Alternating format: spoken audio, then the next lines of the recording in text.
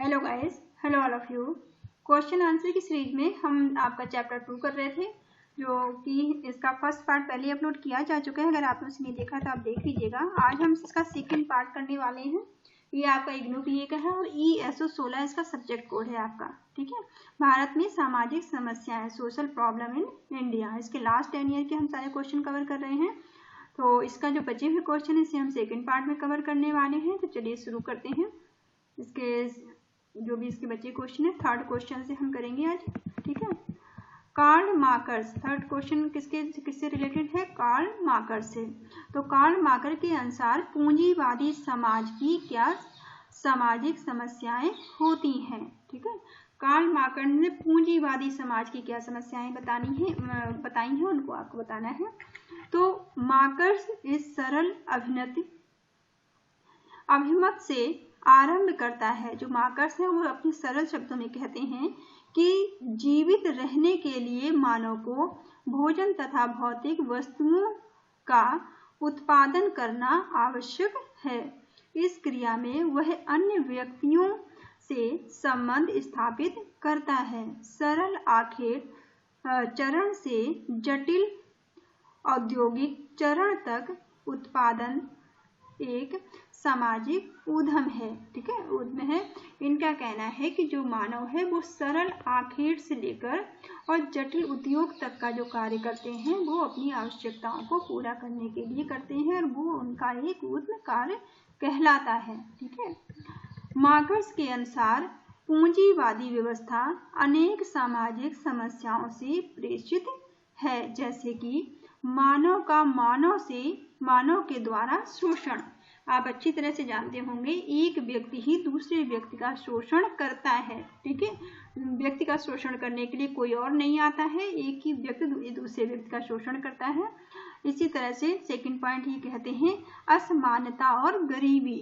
ठीक है, नेक्स्ट है अपने द्वारा उत्पादित वस्तु से श्रमिका का अलगाव।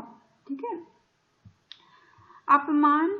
अब नेक्स्ट इसका लास्ट पॉइंट अपमानकीकरण। नेक्स्ट पॉइंट इसका है अपमानकीकरण। ये सारे पॉइंट आपको बताए गए हैं, इनको आप इसी तरह अच्छे से हेडिंग डालेंगे, पॉइंट आउट करके लिखेंगे। उसके बाद हेडिंग डाल के एक एक चीज को आप एक्सप्लेन करेंगे। असमानता। ठीक है, असमानता। मार्क्स के अनुसार असमानता सभी समाजों में विघटित होती है क्योंकि उत्पादन की साधनों का असमान वितरण है।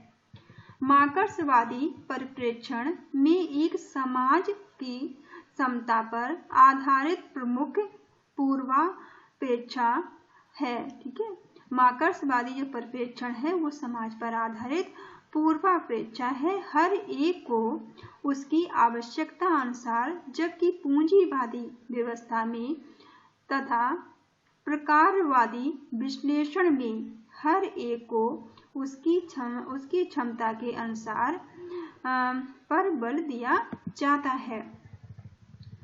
प्रकारवादी तथा मार्क्सवादी असमानता के स्रोत पर असहमत हैं। ठीक है, प्रकारवादी तथा मार्क्सवादी असमानता के स्रोतों पर असहमत हैं। दोनों सहमत हैं। ठीक है, दोनों सहमत भी हैं और असहमत भी है कि असमानता समाज में श्रम विभाजन से जुड़ी है। इनका मानना है कि जो असमानता है वो समाज में श्रम विभाजन से जुड़ी है। मार्क्स ने बल देकर कहा है कि सामाजिक असमानता अंतिम रूप से आर्थिक असमानता तथा वचन का परिणाम है। प्रकारवादियों के अनुसार स्त्रीकरण समाज के लिए प्रकार्यात्मक है।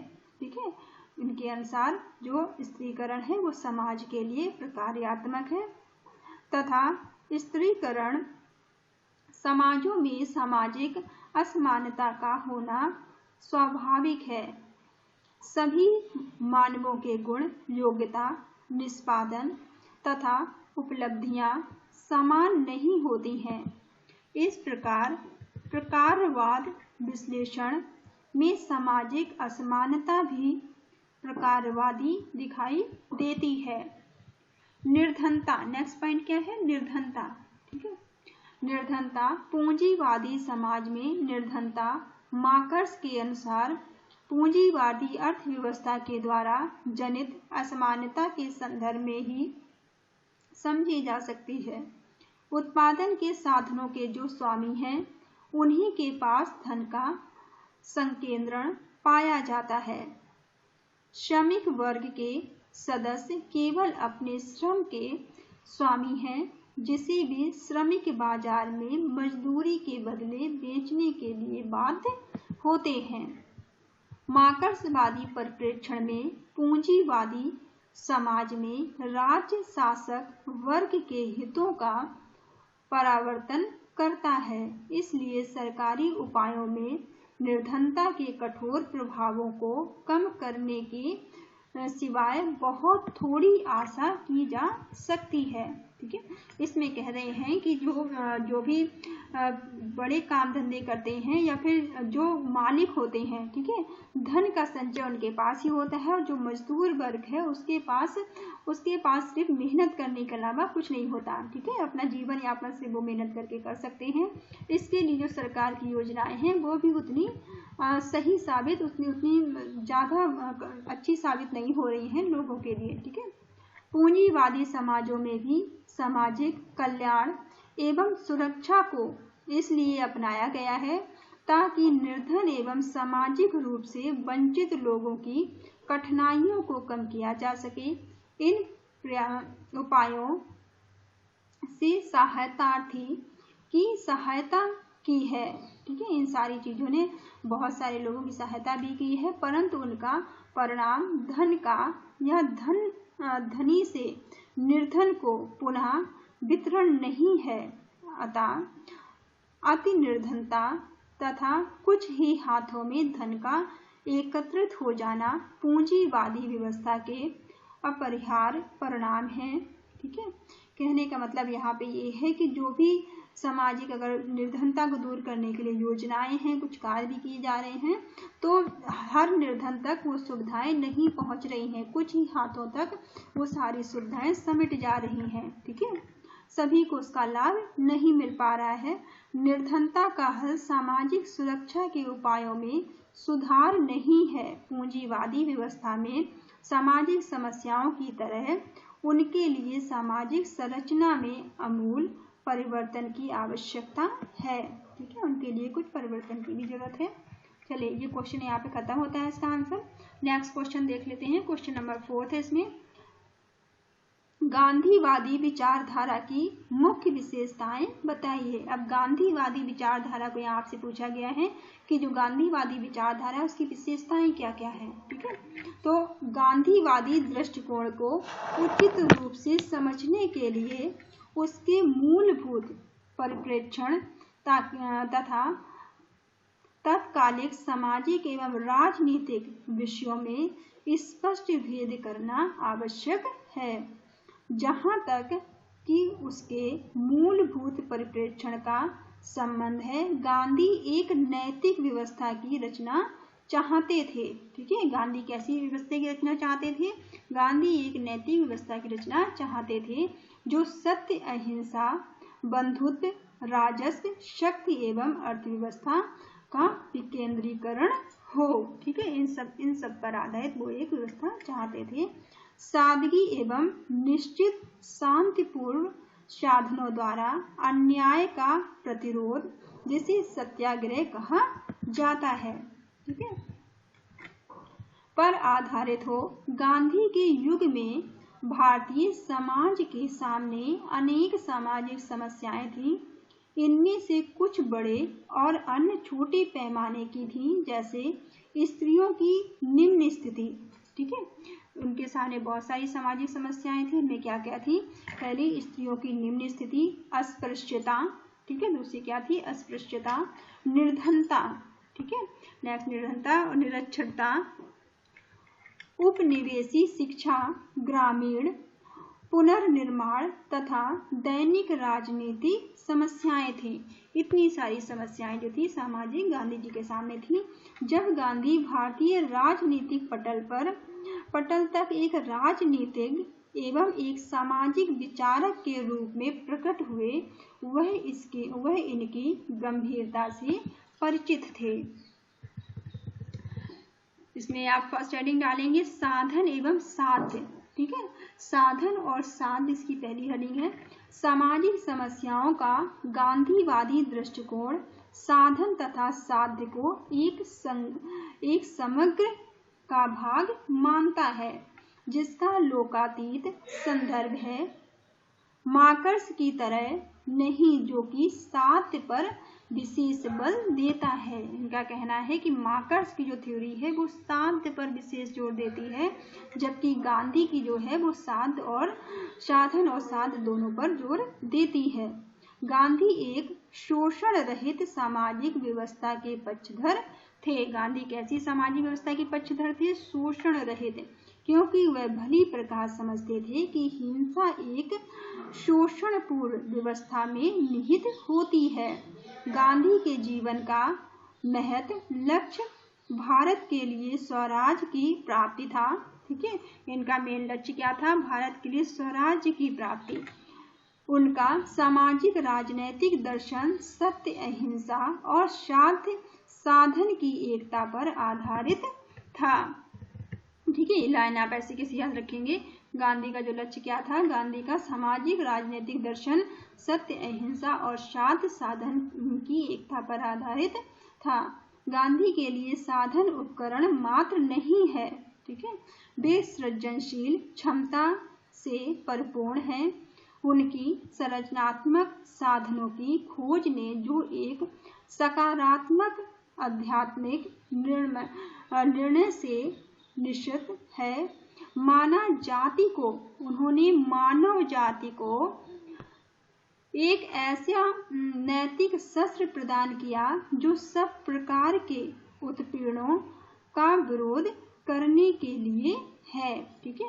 उन्होंने मानव जाति को एक ऐसा शस्त्र दिया है जो हर प्रकार के उत्पीड़नों का विरोध कर सके, चाहे ये उत्पीड़न सामाजिक व्यवस्था के अंदर से किए गए हो या बाहर से, ठीक है, चाहे वो अंदर से हो या बाहर से, उन सभी का विरोध कर सकते हैं। गांधी ने इस नैतिक अस्त्र को सत्याग्रह का नाम दिया। उन्होंने क्या नाम दिया इस अपने अस्त्र का? सत्याग्रह नाम दिया। उनके लिए केवल साध्य सही नहीं, बल्कि उनके प्राप्ति करने वाले साधन भी उतने ही पवित्र होने चाहिए, ठीक है। गांधी जी ने साध्य और साधन दोनों पर जोर दिया है। नेक्स्ट हेडिंग है इसमें नवीन आर्थिक व्यवस्था, ठीक है। नेक्स्ट हेडिंग क्या है? नवीन आर्थिक व्यवस्था। गांधी ने कहा कि एक अहिंसात्मक समाज की रचना कारखाने की सभ्यता पर नहीं हो सकती, बल्कि उसकी रचना स्वनिर्भर गांवों से हो सकती है। इन्होंने स्वनिर्भर गांवों पर जोर दिया है, ना कि किसी कारखाने की सभ्यता पर। आज की प्रचलित हिंसा की जड़ें मुख्यतः आर्थिक कारकों में हैं तथा उसका उपचार समाज में धन के केंद्रीयकरण को हटाना है। उत्पादन व्यवस्था को आवश्यकताओं के प्रगतिशील तथा नियमित अल्पीकरण के आदर्श पर आधारित होना चाहिए, न कि आवश्यकताओं के बहुलीकरण पर। अर्थव्यवस्था को जमीन केंद्रित होना चाहिए। इनका कहना है कि अर्थव्यवस्था को कैसा होना चाहिए? जमीन केंद्रित होना। अर्थव्यवस्था को जमीन केंद्रित होना चाहिए, ना कि वस्तुओं के विशाल उत्पादन पर, ठीक है। अर्थव्यवस्था को कैसा होना चाहिए? जमीन केंद्रित होना चाहिए, ठीक है। इसका अर्थ है कि सामाजिक आर्थिक व्यवस्था को आवश्यकता अनुकूलन उत्पादन के आध्यात्मिक सिद्धांत पर चलना चाहिए, ठीक है, ना कि अधिकतम सिद्धांत पर चलना चाहिए। नेक्स्ट इसका पॉइंट दिया हुआ है असमानता, ठीक है। थर्ड पॉइंट इसका क्या है? असमानता। गांधीवादी दृष्टिकोण वह विचार प्रस्तुत करता है, ठीक है। गांधीवादी दृष्टिकोण क्या है? वो इस तरह का विचार देते हैं कि आर्थिक समता का लक्ष्य मजदूरी की समानता है। जो कि ईमानदारी से दिन भर काम करने पर एक व्यक्ति को दी जाती है। ठीक है, इनका कहना है कि मजदूरी क्या है, मजदूर दिन भर मेहनत करते हैं तब उनको जो उसकी मेहनत के बदले जो दिया जाता है। ठीक है, चाहे वह एक वकील हो, डॉक्टर हो, शिक्षक हो या फिर मेहतर हो, कोई भी है जो अपना काम दिन भर करता है उसके बदले जो कुछ दूसरे दिया जाता है उसी को वो कहते हैं आर्थिक समता का लक्ष्य। गांधीवादी दृष्टिकोण को ये प्रस्तुत करता है। अतः गांधीवादी विचारों में आर्थिक समानता का अर्थ यह नहीं है कि सभी व्यक्ति शब्दार्थ के अनुसार समान धनराशि अथवा सांसारिक वस्तुओं की समान ताकत उनके कब्जे में होगी। यह संभव है कि धनवान और निर्धन के बीच अंतर को कम किया जा सकता है। ठीक है, वो इस बात पे जोर देते हैं कि एक धनवान है और एक अगर निर्धन है उसके बीच में जो अंतर है उसे कुछ कम किया जा सकता है। ठीक है, उसे कम करने पर वो जोर देते हैं। उन थोड़े से धनवान व्यक्तियों को जिनके पास राष्ट्र की संपत्ति का बहुत बड़ा अंश एकत्रित है सामान्य रूप से नीचे की ओर मतलब समतल करना चाहिए। ठीक है, जिनके पास ज्यादा धन है उन्हें नीचे स्तर पर लोगों को देना चाहिए तथा उन लाखों निर्धन मूर्ख व्यक्तियों के स्तर को ऊपर की ओर ले जाना चाहिए। ठीक है, जो लोग निर्धन हैं, गरीब हैं, उन लाखों लोगों को ऊपर उठाने का उन्हें प्रयास करना चाहिए जिनके पास अधिक धन है या फिर जिनके पास राष्ट्रीय संपत्ति है।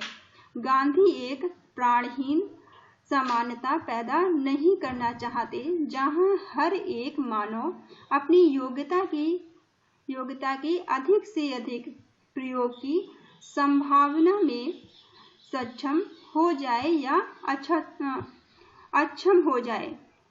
वो ये नहीं चाहते कि कोई भी अपनी योग्यता को ठीक तरह से प्रयोग ना करे। वो चाहते हैं कि हर एक व्यक्ति अपनी योग्यता के अनुसार कार्य करे, उसे अपनी योग्यता के अनुसार काम मिले।